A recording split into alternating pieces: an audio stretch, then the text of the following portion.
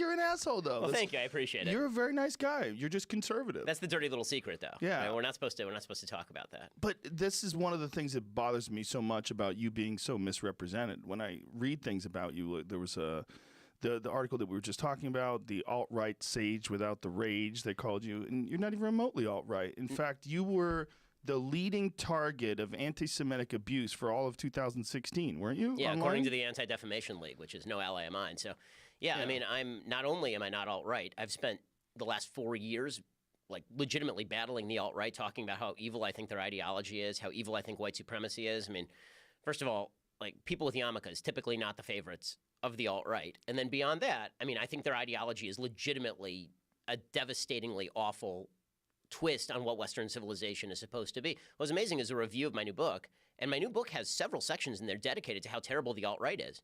And then the interview they did with me doesn't talk about alt-right stuff at all, but they just assume I'm on the conservative right. That must mean that I am alt-right. And it's like, no, you stupid. It's the problem with these labels. They're disingenuous. People are labeling people in a very simple manner to try to categorize them as the enemy. And instead of just addressing these points, like I love watching your debates where you do Q&As with college students and with people in the audience, because you can see you agree with you or disagree with you. You have well-formulated ideas. This isn't just some bullshit that you're spouting out. You've thought these things through. I mean, I've been doing this for legitimately more than half my life. I'm 35, and I started when I was 17. And I started writing a syndicated column at that point. And when you're 17, you think a lot of dumb stuff. And then you get older, and you educate yourself, and you spend a lot of time reading and a lot of time studying. Hopefully you have some cogent arguments after 20 years of doing anything. I mean, but it's the demonization is pretty astonishing. I mean, we had on Andrew Yang. He's the only Democratic candidate who has agreed to go on the Sunday special that I do. We did a full hour on UBI. It was perfectly nice. It was perfectly coherent and conciliatory. And yet people will suggest that everything I do is about destroying people on the other side because of all the Ben Shapiro destroys videos and all that kind of stuff. There are certain groups of people where that's their shtick. They're goons. Right? They just go after people online for attention. Yep. This is a shtick. This is not you. And this is what bothers me so much. And I know that you've said some things in the past, like particularly about Arabs and like when you were a younger man that you said, I shouldn't have said that. Yeah, that's exactly right. Yeah. That's exactly right. Some of those things were taken out of context, like that one particular tweet, which is a bad tweet, was a tweet that was part of a tweet thread in which I was specifically contrasting Israel and the Hamas leadership and saying that the Israeli government likes to build and the Hamas leadership would prefer that their citizens live in sewage and bomb things. But that was a bad tweet, obviously. Yeah. My entire history on Muslim relations is one, like I supported the ability of Ilhan Omar to wear a hijab on the floor. I opposed President Trump's originally proposed Muslim ban. In the last 3 weeks, I've had on Majib Nawaz, I've had on Kanta Ahmed, I had on yesterday a Reform Muslim. Like, these are conversations that have to be had. But to take, this is one of the things that bugs me so much. I've tweeted, I think, 140,000 times. I've written millions of words. I'm sure you can find something I don't even remember having written that is bad. I have a running list, by the way. I try to be honest about this. I'm one of the only people I know who has. I have a running list. It's called "So Here's a Giant List of All the Dumb Stuff I've Ever Done." Right. And I actually go through all this. Like, you can look it up. This is not me saying this now. I mean, you can go and look up all the things that I think I've done wrong, and I'll apologize for some, and I'll say some were dumb, and I'll say some I'm fine with, and you're just taking out of context. But I mean, I hope that's what honest people try to do. But this is the problem. You're not dealing with honest people. When people are trying to categorize you as alt-right, or they're trying to put you into this category of internet goon, they're quote tweet, just taking some little tiny phrase that you said 7 years ago and trying to say this is you. This is you now. Right. That's such a disingenuous thing to do.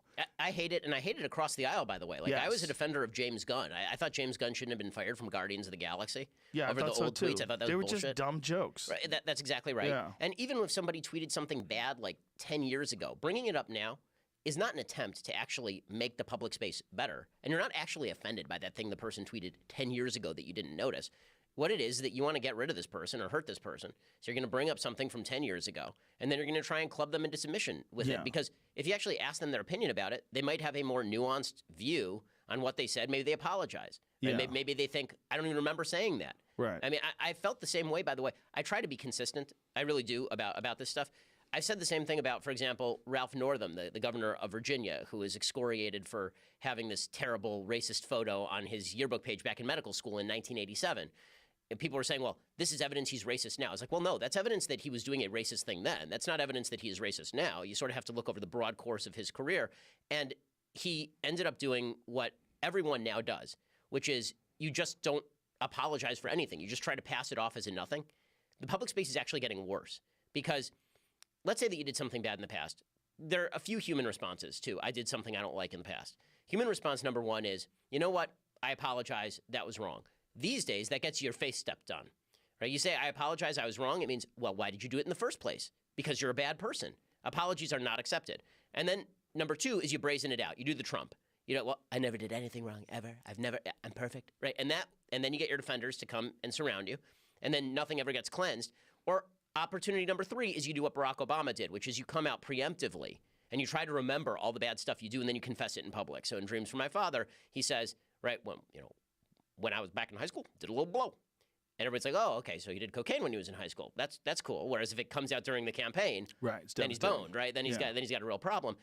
The problem is that right now, even if you preemptively come out and say I did something wrong, like for example, Liam Neeson talking about years ago when he had a racist thought that he didn't act on, when he had a racist thought. This is now, we're going to try and ruin your career for something that you admit was bad, that you did 30 years ago. We're going to try and ruin you over that. If you apologize for something that you did 30 years ago, which you would have preferred, just got forgotten because it was embarrassing and stupid, then we say you're bad. And so all you're left with is like the most shameless people in the world who are in the public space, right? The incentive structure is to be deeply shameless, to just say, yeah, man, I own that. And it was great when I said it. Or I didn't say it at all. And you're just full of it. I never said that stuff. You know, who are you going to believe? Your eyes or me? And it makes for a really bad politics. Well, it's just this the culture of going after people for things and finding anything to categorize them as someone who's a viable target. And this is what I've seen thrust your way. It's like there's nothing wrong with being conservative.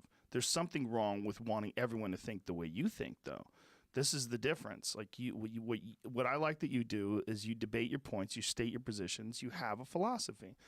And what I don't like is when people try to pretend that that philosophy is somehow hateful or somehow regressive or that you condemn people for their thoughts. You don't. This is not what I see with you. Well, I appreciate it, and I appreciate the accuracy because I think that's true. I mean, I've come out against virtually every Twitter ban, including people who have personally targeted me. I've come out against that. I've come out against virtually every YouTube let's ban. talk about that because what are your thoughts about this idea of deplatforming? And you know, this is something that we were just discussing before the podcast, where the CEO of YouTube and Kara Swisher's name? From Recode, I think. Kara Swisher, they were talking about removing you from YouTube, and I thought it was the CEO of YouTube. It was actually Kara who said, I would if I could. Yeah.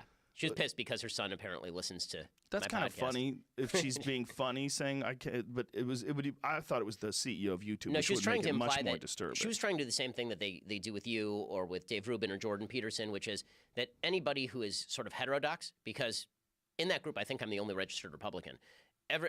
Anybody who's heterodox is now being portrayed as meaning just thinks differently from kind of the down the line Democratic Party platform. You're not like down the line with Hillary. Right. Like Sam Harris is a Democrat. Sam Harris is heterodox because he disagrees that Islam is by necessity a religion of peace, for example. Right. Or he thinks that we have to look at actual statistics in order to make evidentiary-based points about discrimination and disparity. Mm-hmm. And this makes him an enemy of people like Ezra Klein at Vox.com. Right? This sort of stuff, they then say that you are a feeder for white supremacy. Right? They can't actually get you on what you say. Yeah. So it turns into, well, you know, some members of your audience do things that are really bad. And it's like, well, dude, I have like millions of people who are members of my audience. I have 5 million Facebook followers. I have 2 million on Twitter, and you're way bigger than I am. I assume that some of those people are going to be crazy. I mean, yeah, I would assume. Yeah. The idea that you're well, this is what YouTube tried to do, you know, about the comment thing, where YouTube was going to try to make people responsible for the comments in their videos, which, what is a normal, Jamie, like a normal video that we get, how many comments does it get? I don't know, like 10,000. That's like an average one. How the fuck? How the fuck? Am I supposed to have some dude with his itchy trigger finger standing by in front of a keyboard just waiting for something offensive to pop up? And this was in response to something that happened with them where there was pedophiles who were watching videos of children doing things and they were commenting stuff in the, like the children's gymnastics and stuff like that. They were commenting and like communicating with each other through the comments. And it was sort of discovered that there was this connection, that they were doing this in many, many videos. And YouTube rightly panicked. They're like, holy shit, we have to stop this. So the response, I guess, was we just have to make people responsible for their comments. Someone said, oh, yeah, good idea. Like, you didn't think through it at all. Right. There's certain people that can't do that. It's totally insane, and it's insane in virtually every respect. And it's funny how it's only applied kind of by the media on one side of the aisle. So to take an example, the congressional baseball shooting happens a couple of years ago. Guy happens to be a Bernie fan. Is that Bernie Sanders' fault? Right. No, that is not Bernie Sanders' fault. That went away. Right. Literally, people stopped talking about it. And that was shooting of legislators, like elected people. Yeah. One nearly died, and that kind of went away. We didn't talk about Bernie's responsibility, but there's a shooting in Christchurch, and it's Jordan Peterson's fault. Yeah. And Jordan Peterson has no relationship with the shooter whatsoever. It's my fault. I have no relationship with the shooter, and denounce everything that piece of crap stands for.